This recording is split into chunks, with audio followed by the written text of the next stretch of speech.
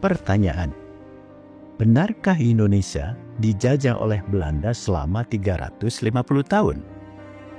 Jawaban: itu adalah masalah lama yang pernah dinyatakan oleh Profesor Dr. G.J. Racing pada akhir tahun 1960-an dan awal 1970-an dalam bukunya yang berjudul Indonesian History Between Myths. Sebagai seorang pakar hukum, G.J. Racing menyatakan bahwa secara de facto dan de jure, wilayah Indonesia baru dikuasai sepenuhnya oleh Belanda pada awal abad ke-20, setelah Perang Aceh 1907 misalnya. Jadi, katanya, Belanda menjajah Indonesia sampai dikalahkan oleh Jepang pada 1942 sebenarnya hanya 35 tahun sahaja.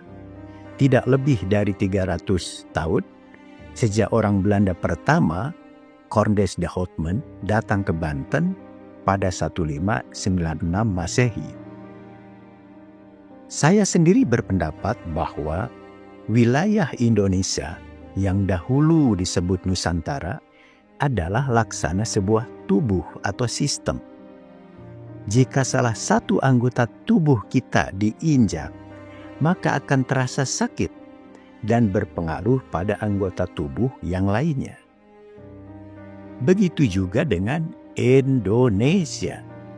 Jika ada salah satu wilayah yang diduduki dan dikuasai oleh bangsa lain, maka bangsa Indonesia merasa telah dikuasai dan dijajah oleh bangsa lain pula. Sebagaimana kita maklum bahwa POC, Perusahaan Dagang Belanda, sejak 1602 sudah menduduki dan menguasai Pulau Banda di Maluku. Bahkan pada 1619, Gubernur Jenderal POC Jan Pieter Sungkun sudah mendirikan dan menguasai Batavia, Jakarta sekarang. Lagi pula bahwa Belanda telah menjajah Indonesia selama lebih dari 300 tahun dinyatakan sendiri oleh Gubernur Jenderal Belanda, De Jong, pada tahun 1930-an.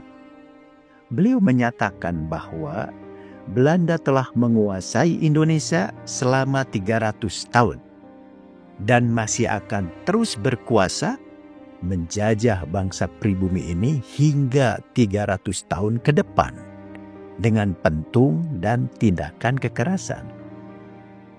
Dalam konteks ini, tidak salah juga ketika Soekarno muda pada tahun 1930-an dalam buku pembelaannya yang berjudul Indonesia Menggugat, menyatakan bahwa Indonesia mengalami zaman keemasan selama ratusan tahun pada masa lalu, zaman kegelapan dan penjajahan selama ratusan tahun pada masa sekarang, zaman Belanda, dan zaman gilang gemilang kembali pada masa yang akan datang. Jadi, menafsir dan memahami sejarah itu adalah masalah perspektif atau sudut pandang. Perspektif yang komprehensif dan objektif sangat diperlukan dalam memberikan penafsiran dan pemahaman sejarah. Sekian dan terima kasih. Salam Historia Magistra Vitae.